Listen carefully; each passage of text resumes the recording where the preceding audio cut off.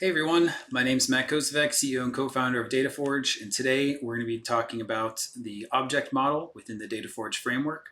This is part 2 of a series of videos to help introduce the concepts of the DataForge framework. And if you haven't already seen part 1 of this video, I highly encourage you to do so. It'll help you have a lot of the context, and we're going to start this video off where we ended the last one about the column pure and row pure structures that DataForge leverages in order to rethink how data engineers work with their SQL, how they build their data platforms, and how DataForge helps organizations grow and extend their code base over time. So with that, let's jump into the slides and start talking about where we left off last time. So we talked about column pure and row pure functions, and just as a quick review, column pure functions are going to be transformations that add columns to the existing tables or add columns to the existing logic without changing the number of rows in the data set.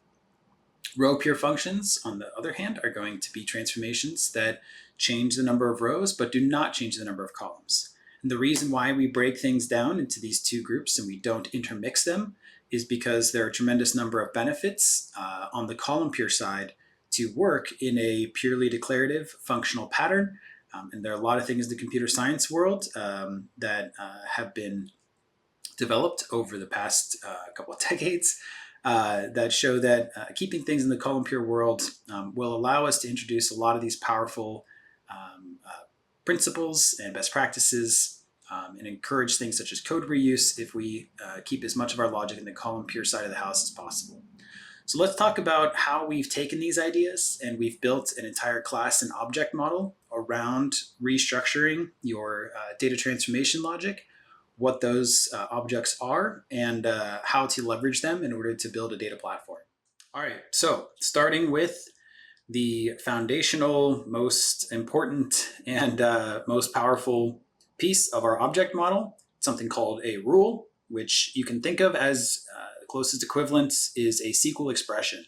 And a SQL statement and a SQL expression are two different things. For those of you who are less familiar with that terminology, SQL expression is going to be essentially the portion of a SQL statement that is maybe a single line of a select statement, or the thing that comes after a where clause, or something, the on condition within a join. It's the single kind of scalar function that exists in order to do a transformation or create a result. So again, a combination of symbols and operators that the database engine evaluates to a single data value, right? So it works just like a function within, some of the more modern computer programming languages. And again, when we think about building the entire framework, we think about how many things can we put into these rules as possible, because these rules, again, operate most closely to functions within a traditional computer science language. And our goal is to build as declarative and functional of a framework as possible that allows us to take advantage of the many, many benefits that come along with functional programming. So again, if you look at this kind of extended syntax here around how Microsoft SQL says all the different things you can do here.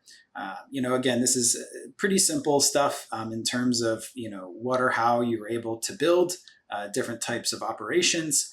If you look at the way that we've then represented it in our declarative YAML framework, and again, as we walk through this detail, we're going to be talking mostly about our open source product that's available for anyone to try and work with.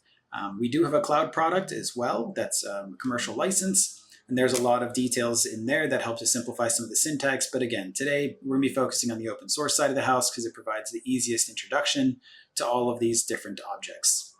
So when you look at the DataForge rule YAML syntax, you can see there are two major components. We have the name and the expression. The expression is going to be your SQL expression. So this is vanilla SQL. In this case, it's Spark SQL because we're working with Databricks. And the only things that are important that we put into the syntax is these references. So very familiar, for those who've worked with, again, SQL before. When we talk about this, we're going to be talking about the table we're working on. We'll get to this later, no pun intended, but this is kind of pointing to which table we're referencing, and then this is going to be the columns that we're leveraging and working with.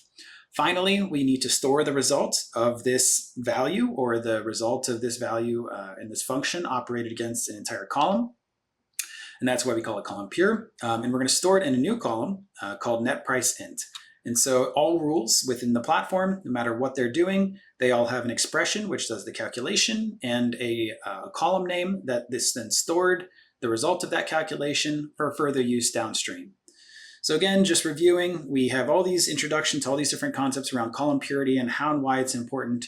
But within the DataForge framework, everything lives within a single object type we call a rule.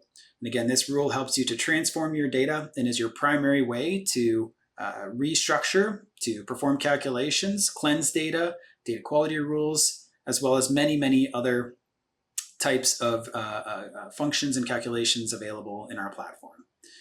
So with that, we're going to move on to the next section. The next section is going to help us understand, hey, look, we have these references within the rule. Where is that data coming from? And what are we going to do in order to point to those elements that may be coming from outside the system?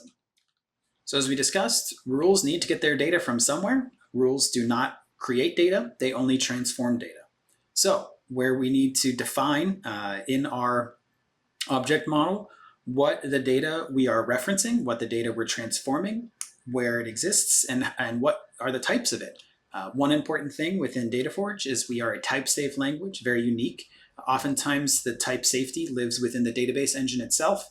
In our platform, we actually brought it up to the code level and can check types at compile time. And there are a lot of benefits to that. But again, the primary reason we did that was to make it behave much more like a functional programming language and keep all the best practice and principles that come along with it. There's not much to cover here. We call them raw attributes just to differentiate them from the results of rule calculations. Again, all rules create a column. In this case, raw attributes are something that is created or is generated or is managed external to the platform, external to the system, and is used as the base data for any downstream processing. So again, typical, hey, we're going to go get data from a CSV or a SQL server. Once the data is landed within the platform, it is converted into what we call a raw attribute, and that raw attribute again has the data types associated with it. You can see the syntax in our YAML is extremely similar to how you define a table. Again, not trying to reinvent the wheel, just trying to structure what you already know into a new model to help you accelerate your development. So not much to cover here. We have the names of the columns and the data types that go along with them. And then down here, you'll see the first example of two representations of our object model. We have those familiar with the kind of more database-oriented structures, or at least the frameworks, right? Entity ERDs, entity relationship diagrams. And this is important because within DataForge, although we have this entire code structure that exists within YAML, there's a sister to it that lives within a database, and specifically a Postgres database. So every single one of these objects we're talking about, yes, they live within our YAML syntax as code, but they also live as database tables within a database. So every single time you're defining these attributes or these objects or this detail in your code, when you compile it, it actually is stored within a database that you can then query, you can then analyze, and you can understand, and again, a lot of things that go along with that within a database itself, right? We're a data platform, so why would we have anything other than a database as our foundation of our framework and of our model? So that's our ERD. You can see that any rule can use multiple raw attributes, and a raw attribute can be used in multiple rules, and rules can reference themselves and have the same relationship. It's a many-to-many, right? A rule can reference multiple other rules, and multiple other rules can reference the same rule. And again, this is the same kind of representation in what's called a UML class diagram. This is more for those familiar with Java or other object-oriented programming languages. This is kind of a more robust code representation of the different things within the object models. All right, so now that we've covered rules and raw attributes, this is a lot of what actually you need to do as a developer is build rules that are developed off of raw attributes. Now that we have this as baseline, we're going to work through the rest of the object model and talk about how to structure it and put it together with a few other parent objects. So bringing it up a level, we're now going to be talking about what we call a source. And the source is it's a logical construct that exists to hold the other objects of rules and raw attributes. So you can think of this roughly as, all right, what table am I going to reference from external, right? Those are going to be the raw attributes plus a table name. And oftentimes those table names can be really complex, be coming from schemas external to the system that maybe don't make a lot of sense within the context of your transformations. So we allow developers to give it a kind of a more developer-friendly name, right? So we can give it a source name. And this source name is very important, as we're going to learn more throughout the rest of the syntax. You can see some other things that exist at this parent level and are not at the raw attribute or rule level are, again, where's the data coming from specifically, right? So if this is an external table or an internal table, it's going to be the sample CPCH line item in this example. And then where's the result of the rule calculations, right? So what we're doing here is defining the raw attributes, which are basically pass through from source to target. And then rules, remember, each one of these rules defines a new column that is added to the existing table. And so where are we going to store the result of those calculations? We're going to store them in a target table.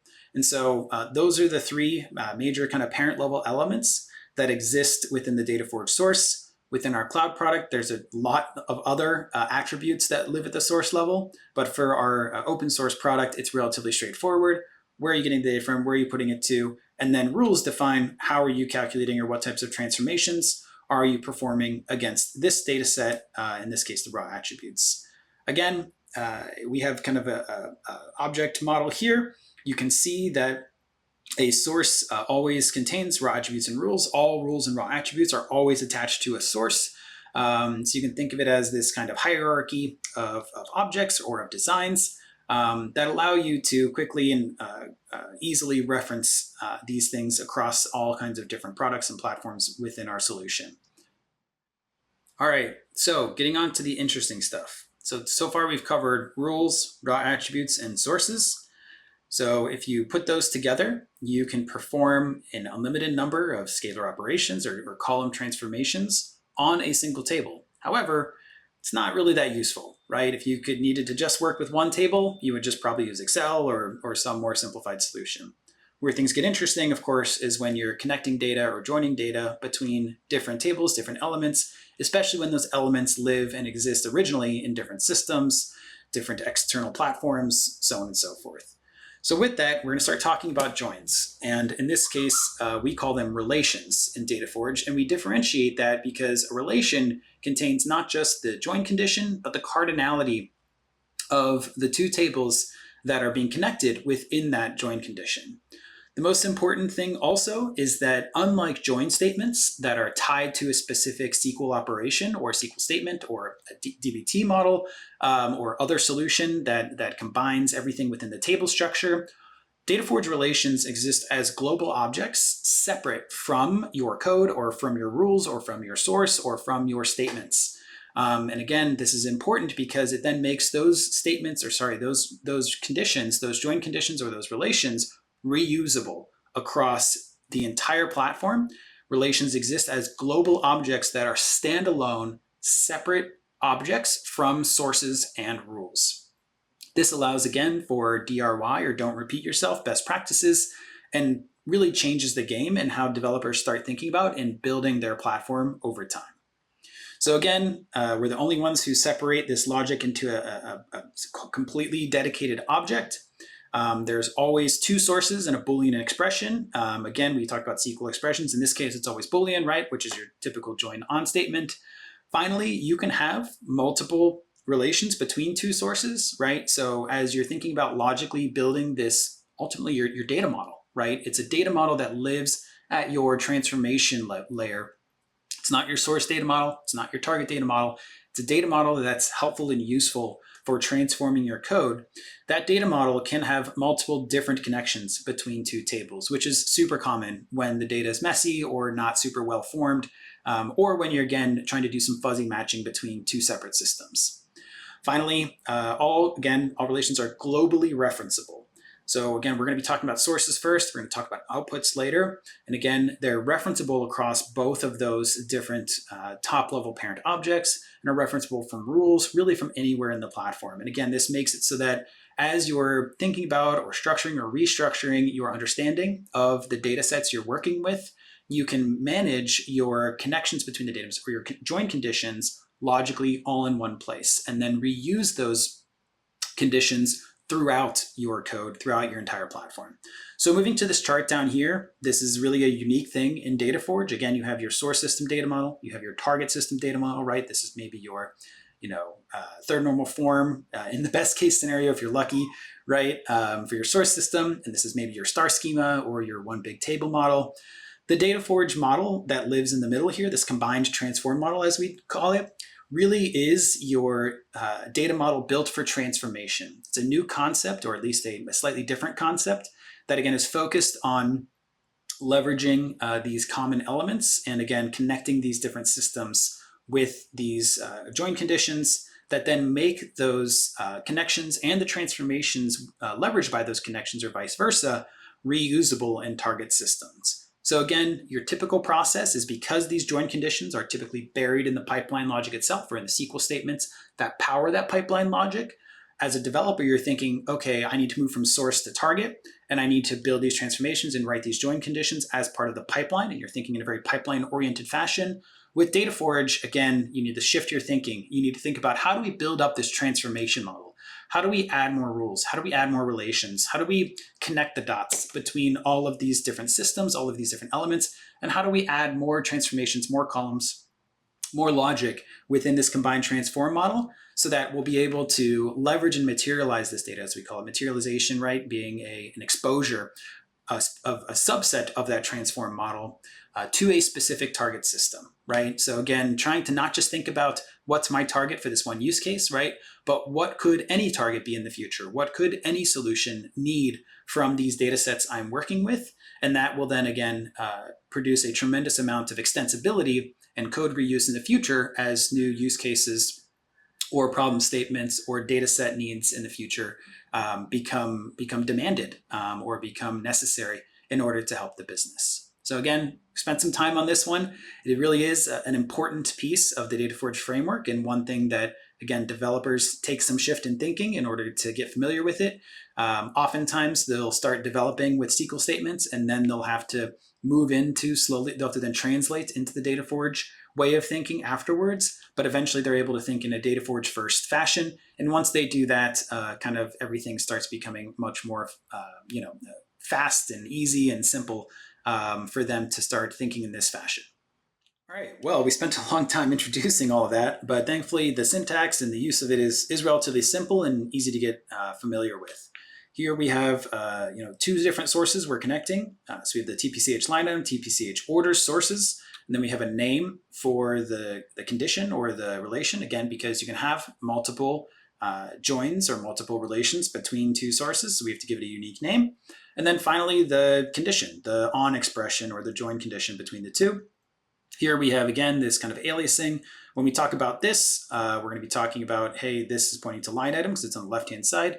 Related is going to point to orders, and we're going to connect the two different columns here, L underscore order key and O underscore order key. And that is going to define this relation, which again is a global object, which is then reusable across sources, rules, and other solutions, as we're going to see in some examples a little further along.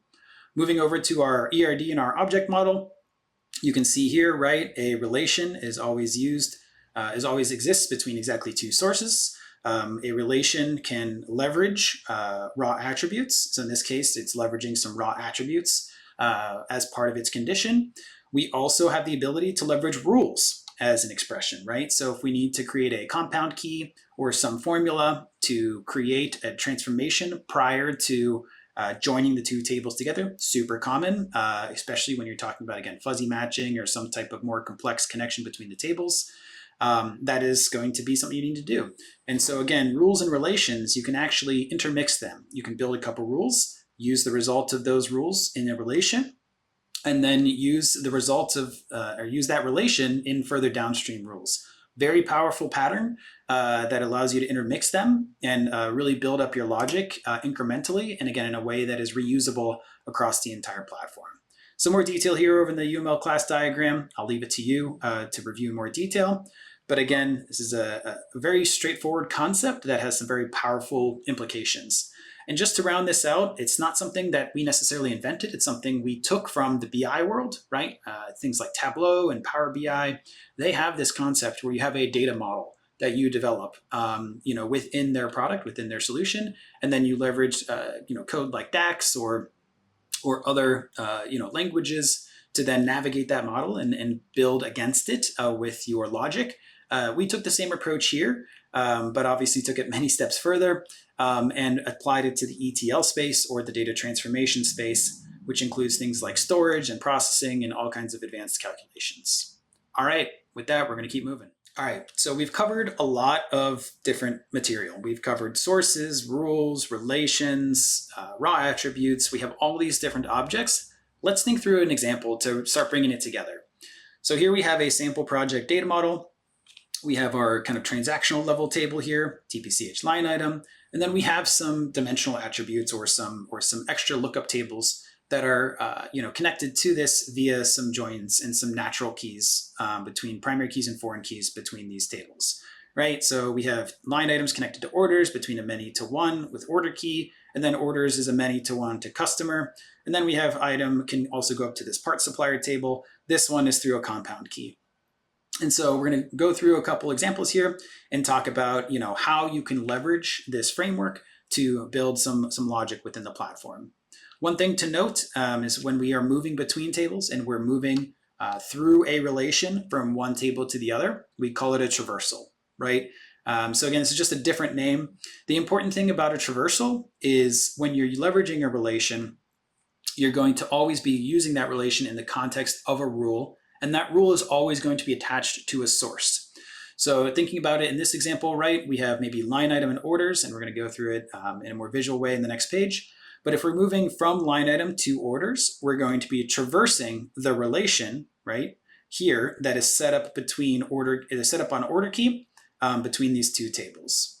And so you could also then jump an additional layer over to customer. You would then be traversing orders to customer across the relation that exists here between the two. So again, when we're talking about traversals, we're always starting with a table, almost like a left join concept. And we're then going to be moving across these relations that have this cardinality in order to go and get data or build logic within our transformation model.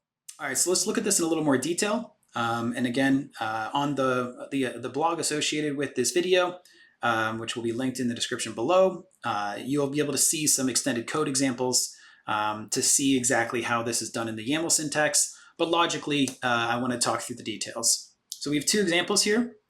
We have one where we're traversing a very simple relation, and we have a more complex example here. And the important difference between these two examples is what the cardinality is of the traversal. So as I mentioned, traversals always have a direction. They're always moving from one source to the other. If you're moving through one source to the other, and you're moving from the many side to the one side of that traversal or of that cardinality, you can continue to do that freely, right? So logically, this goes back to column purity. If you're moving from the many side to the one side, you're guaranteed not to be creating additional rows with that join condition. If you're moving from the one side to the many side, or if the cardinality is many to many, then you will be very likely creating additional rows as part of that join statement, right? You'll be blowing out the grain, as it's said, by doing that join condition, essentially moving the grain to the many side of that join. When you do that, again, you're breaking this concept of column purity, so we don't allow that to happen at all in DataForge. Again, this is an important point and one of the major restrictions of how developers need to potentially rethink their logic and restructure their transformations to adhere to these principles in order to get the many benefits that come along with staying in the functional realm and staying within the column pure paradigm. So as I mentioned, moving from many to one, you can do this as many times as you want, right? So if you're going up a chain of traversals, you're moving from source to source to source, as we call it, or table to table to table. Those tables, if you're moving from many to one, you can continue to jump through that, no problem. However, if you're moving from a one to a many, you can do that one time. However, when you do that one time, you actually need to translate that one to many into a one to one. And that's what we're going to look at in example 2 here. When you're thinking about a one to many, the way that we allow for this to happen is by actually doing an aggregate over the join. It's like a lateral join with an aggregate attached to it. And so what we're going to do is grab the data that lives at that lower grain, right? So from the one side, a single record is going to have many records for that target table that we're joining to. What we require you to do is run an aggregate function over those many records to translate it into a one-to-one. So again, let's say you have again our orders and our line item, right? We have maybe one order, and each order has 5 or 6 line items attached to it. If we want to do a join and bring data from line item to orders, we would, for example, have to sum it, right? Let's say that there's a specific total amount, final amount in the line items. If we want to bring that data up to the orders, we need to logically aggregate it, right? So that, hey, now for every order, there's only one row logically that is the result of that calculation across those many rows. Once we've done that calculation, we can bring it up to the orders level, and we haven't broken column purity. This is a bit of an advanced set of operations, but it's super powerful, which means that even though we say within the column pure functional world, you can't change the number of rows, by following this pattern, what you can do is aggregations to existing grains of data that naturally exist within a source or within a table that has been brought into the platform. So although it's a bit limiting with the column purity to change the number of rows, you can't create new grains of data as part of the column pure structure. You can bring elements from different grains of data to other grains of data. You can bring them up, you can bring them down through the different layers of grain that naturally exist within the sources. And so this actually covers a surprisingly large number of use cases and logical constructs that are very common within the data engineering world. And it's an important checkpoint to say, hey, I need to create this new calculation or this aggregation. Can it exist, or does it exist already naturally within the data sets I'm working with? If so, then we're in business. If not, then we'll need to leverage a structure that we're going to cover shortly called an output. And that requires a bit more effort, a bit more code. And again, this is one of the paradigms that helps developers follow the same patterns within the DataForge framework. All right, so even though this says first half summary, even though logically we're only through half of the objects we're going to be working with, when you're working in DataForge, 80%, oftentimes 90% of the time and focus and logic you're going to be developing is hopefully going to be in that column pure world of sources, rules, relations, and that combined transform model. I do want to take a step back and look at comparing what you do in DataForge to what you'd be building in other technologies, such as data frames or DBT models or other solutions which work at this table level rather than working in our object model, which we've discussed so far. So when you're working in those solutions, it's up to the developer to decide essentially how to group their transformations together. We have this one is focused on the left-hand side more on code reuse. Hey, let's bundle up some logic so that we can reuse it maybe as part of a different transformation later on. Here, they may be focused on performance and storage optimization. Hey, we don't need these intermediary tables. Let's do it all in one shot and just produce the result. This obviously is less reusable, but hey, there are benefits. So one developer may decide this way, another developer may decide to take this path. With DataForge, there's no decision-making process on the number of stages or how the code reuse is structured. With our platform, everyone's following the same paradigm, everyone is building within the same object model, and it looks like this with this first half of the platform. Here we have sources that are then taking raw attributes and they're adding rules, right? So the gray here is going to represent the raw attributes that are passed through as part of the transformation, and then green are going to be the rules. And again, remember, these rules, they can be columns that exist on table A, they can be a combination of table A and B, they can be a calculation of A and B that is then used in a new relation for a third column or table C, so on and so forth. So it's not just about kind of moving data logically from left to right. You're able to move data also through the combined transform model between sources as part of this process as well. So again, even though it looks relatively simple, which is a good thing, it's a very powerful pattern where you can do a lot of different calculations and combinations of different data elements from many different sources within this structure. All right, and just as a preview, jumping into the final section here, we're going to be talking about outputs. Outputs are going to be how you do your row pure transformations. So we've spent a ton of time on column pure transformations and I've been kind of preaching about all the benefits that go into it. However, obviously sometimes you do need to change the number of rows, especially if you need to create a new grain of data that doesn't exist naturally within the source tables that you're working with. When that happens, or you just want to do some aliasing, or in our cloud product, you want to publish to an external location with reverse ETL or any other solution, You do that with outputs. So we're going to be talking through what outputs are and what their uses are as part of this next section. And again, I just wanted to provide this as an apples to apples with that comparison that we talked about with DBT or table level operations, because before we had kind of 2 tables to 2 tables. Here now we have 2 tables going to 1 table in the similar fashion. All right, let's jump into it. All right, starting at the end. So here we're going to be moving from kind of right to left, working our way back towards sources as we think through the logic.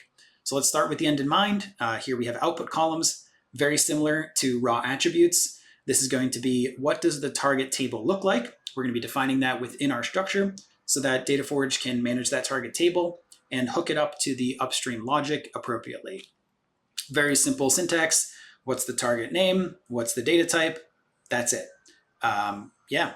And so again, our column syntax here should be, again, very much like the SQL DDL, but we put it in a different object because logically in our system, it's a target versus it just being a normal table. All right, moving one step backwards from the target table, where do we get the data from in order to publish that data?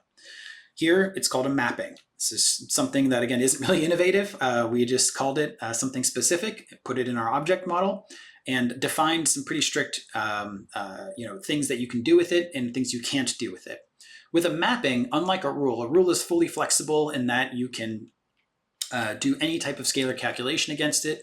With mappings, you can't do any calculations. The only possible column transformation that's available is aliasing. So you can rename things like a mapping, right? Kind of source to target. However, there's no transformations embedded here. You're not allowed to perform any rules or any types of calculations as part of this mapping.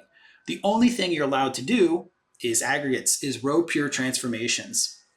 So here, right, we're going to do our sum. We're going to create a new data. This is essentially how you do group bys within DataForge. And remember, you only want to do these at the output layer if this grain of data you're creating doesn't exist naturally within the data set. So the most common pattern for here of why you need to build an aggregate is something that's maybe at the date level, right? So you maybe have transactional data that exists, at every second or millisecond of data.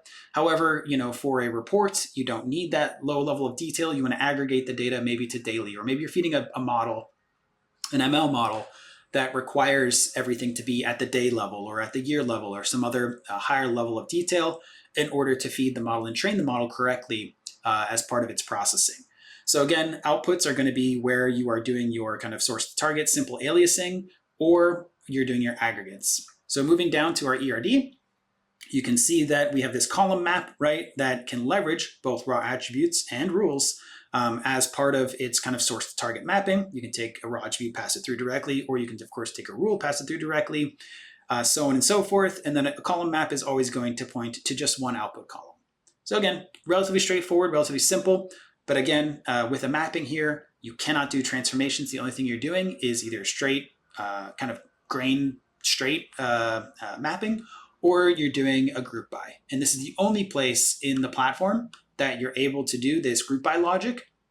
And we highly encourage people to avoid this and think about ways that they're able to do it within the rules structure in order to promote code reuse and help future development. All right, so moving to a little bit more complexity here. When you're doing a mapping or you're doing that aggregate mapping, you need to specify what source you're going to get that data from, rather than having to use a globally referenceable mapping for a specific column somewhere in the platform. We want to leverage this something called a channel, which essentially is a source to an output object, right? So a channel has exactly one source and exactly one output that it leverages as part of the structure. In our YAML syntax, we actually embed it within the output object, and then you're required to specify, hey, in the context of this output, what source am I getting this data from? And that allows you to then, shorten the mapping. You don't have to add all the table aliases to your mappings. It's implicit from your source name within the channel. So relatively straightforward for what a channel is. Again, a channel has one source and one output. Kind of similar to a relation in that, a relation is from source to source. In this case, a channel is from source to output. Next up, again, we're not reinventing. We're not reinventing the wheel here. We're just structuring things in a very specific way. A filter is going to be your where clause, right? So we've talked about almost every part of the SQL syntax so far. Here we're going to be jumping in and talking about filters. And again, this is a filter that happens pre-aggregate, right? So again, mixing and matching these two concepts of the group by and the where clause, and it works the same way as it would in SQL, in that this filter is going to operate against the data set, and then we're going to aggregate afterwards. So again, this lives at the channel level, so that within a channel, you can then say, hey, I'm going to grab data from this specific source. And prior to performing any aggregate calculations or prior to performing any aliasing against it, we're going to be applying this filter to the data. The important thing is, right, filters here, rather than mixing and matching your where clauses as part of different stages within your data transformation process, we don't allow filters to happen within rules, within sources, within that entire combined transformation model. You have to think about your data sets in totality, and then only at the last minute apply your filters for a specific materialization or a specific output or specific target data set. This requires you to think differently. You can't just pre-filter data and then think about things contextually in that target object, right? So say you're trying to build a conformed dimension. I want to think about things in the customer level. Well, I may not naturally have a customer level there, so I have to filter a couple data sets in order to start there. And then I'm going to do all my joins, all my calculations after I've created that customer logical construct. With DataForge, you need to think about all the transformations that need to happen against that first, build those against the raw grains of data, the raw elements that exist naturally within the source system as part of that combined transform model. And then at the very end, hey, I now have done all my transformations. I've calculated everything I need to happen so that then I can, at the last minute, I'm going to filter that data set. I'm going to transform or aggregate that data set to then fit that target model, that target conformed customer data set, for example. Again, the important part here is there's no longer as much flexibility for developers to choose when or how to filter or to change the grain of data. And that means that now all developers are following similar patterns when they approach a certain problem. There's a tremendous number of kind of scalability benefits that come with this.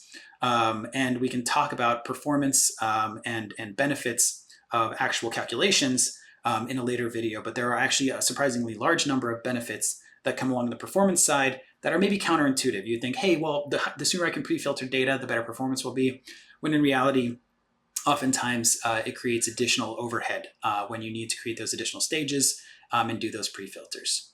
So that's it for now in terms of the types of calculations you can do in outputs. We're going to now bring it all together into the parent object.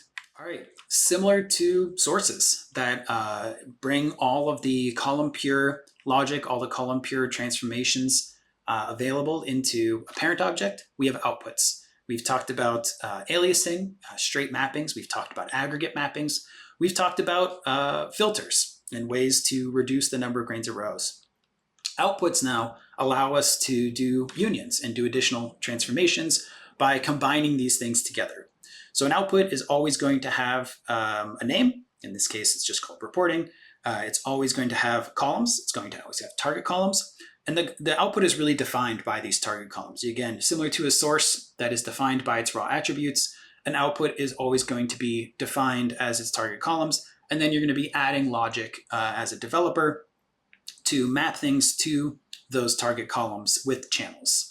So again, in this case, we're doing a powerful pattern, which allows you to do your union all. So we've talked about reducing the number of rows via filter or via aggregation. We haven't talked about adding rows. And the primary way to be able to add rows to an existing data set or to be able to create rows against an existing grain of data is by unioning, more specifically union all. So by combining multiple channel mappings against a single output, right, you're mapping two different data sets, you're unioning them together logically, right? So you can think of stacking these two on top of each other. And by combining, mixing and matching different column mappings, you're then able to put that together. One nice thing is in the DataForge syntax, unlike the SQL syntax, you don't need to include every column within your mapping as part of this union operation. Mappings that you don't include, for example, this one doesn't include the supplier cost column, and this one doesn't include the revenue no returns column. they'll just be null in the target table that is ultimately generated by this SQL. So we handle, again, some of that boilerplate that is a bit of a pain in the SQL world. Some other powerful patterns, again, just to get your brain churning on all the different ways that relational algebra can then be mapped into these structures, is you can have two different channels from the same source pointing to the same output. Meaning, hey, I need to take this table, this source that I've built with all these rules and calculations and relations against it, and I need to materialize it two different ways and union them together. So a very kind of complex pattern, right? To kind of think about, hey, I have one data set, or maybe that data set actually has multiple different record types in it, and I need to treat them differently when I'm publishing them. And I want to publish them to the same target table. However, I need to think about them with different filters, or I need to aggregate them differently in order for them to fit my target data set correctly. So again, you can have two different channels coming from the same source with different, again, filters or aggregates against them. So again, this is, again, different ways, very flexible platform in order to hit certain types of relational algebra and fit it appropriately within the code base. Lastly, within our cloud product, this is kind of an ultimate fallback when, again, we think it's 80-90% of time in our experience, you can actually fit all logic within one pass of a source and an output. Obviously, within a source, you can have chains on chains on chains of rules. But in certain examples, such as an unpivot or certain data-dependent logic, it's impossible, or it doesn't fit within SQL, or there's some other type of complex calculation. In our data in our cloud product, you can actually do what's called a loopback, where, hey, we have this kind of source to output. We then have the ability to have a source point to an output, which if you can think about it, right, we have our column pure, then row pure. You can then go back to column pure and then row pure again to get essentially a second pass at the data. Again, ideally, you're avoiding this pattern as much as possible because it breaks the code reuse, it breaks a lot of the benefits here, but certain cases you need to do it. And most importantly, it's super powerful when you think about integration with ML. So again, when you have something that's being done with batch inference, or you have a complex model that doesn't fit within SQL, it only fits within Python or Scala or a third-party API or third-party service, what you can do is leverage this loopback pattern to do a complex transformation outside the scope of our framework, and then bring that data back in as a new source, and then integrate that source as if it was coming from any other data set, any other external system, and then work through it in that combined transform model once again. Lastly, I want to just reiterate that, again, if you can avoid it, you want to not have output aggregation be a crutch. Again, people oftentimes coming into the DataForge platform are looking at their existing SQL and saying, hey, I have a group by, or hey, I have an aggregate here in my code. I'm going to put that in the output because that logically makes sense to me, right? I'm creating this grain of data. When in reality, that grain of data exists naturally within the source system. And when that happens, you want to always leverage the rules and relations because of all the benefits that come with it. So that's going to be it. Our final thing here is looking at the full framework. We have, of course, the entire combined object model here with sources, rules, relations, raw attributes, outputs, output columns, channel column map. So again, right, raw attribute is actually your kind of farthest left of the platform, right? This is where the data is coming from. And output column are going to be your final target data sets. However, of course, there's a many-to-many relationship. These raw attributes can be reused many times to many different output columns. So it's not a straight pipeline. Again, you have to shift your thinking a little bit about the first step is to build this combined transform model, leveraging sources, rules, relations, raw attributes. And then after you've developed as much as you can in that structure, you then leverage outputs, channels, and output columns to publish that data to a location for use by the business, by the data science team, by your data analysts, or by yourself, as part of building a report or some other solution within your target use case. And what we discussed today is the DataForge core framework. Again, it's focused on our open source product, but it does act as the foundation and the core foundation, and is, again, 80% of what you need to know in order to work in our product and build within our solution across both our open source product and our cloud product. Before we wrap things up, I just want to highlight that our commercial product has a lot of things included in it. As you can see here, our cloud model, this is not even a complete model of all the tables and all the objects that are involved within the cloud product. The primary reason there are so many more things in our cloud product is because we cover the entire transformation chain and storage and processing under the hood. And we cover things such as infrastructure to perform the calculations. So again, today, our cloud product is primarily built on top of Databricks. So hey, what are the clusters that are required for job compute in order to perform the transformation across different stages? And our cloud product also includes a tremendous amount of operational logging, history, initialization with scheduling, all kinds of different things that are needed in order to support an enterprise platform at scale. And so everything you see here in blue are going to be things that the developer engages with. And again, things such as project management, hey, DevOps, we have to promote between environments. We have to deal with environment variables. All of these things live there, right? Connections are going to be, hey, what are my credentials and how do I securely store those credentials to connect to external systems? We talked about sources and outputs, but as you can see, we have some additional stuff that blends into this whole processing structure I mentioned. And then we talked about scheduling, and then there's this whole lineage functionality as well that lives within our cloud product to visualize the chain of rules, the chain of logic within your data platform. So again, very robust solution. We have great documentation on this, and we have a great training program in our academy that helps you to approach this kind of step by step. The good news is that as a developer or as an engineer, you really don't need to know much, if any of this. As someone getting started with the platform, you really just need to cover what we focused on in this video, and that will get you most of the way. And again, when or how you get into certain scenarios, the best thing to understand is that DataForge has a solution for it. Again, you may be thinking, hey, that seems pretty limiting. This structure seems pretty rigid.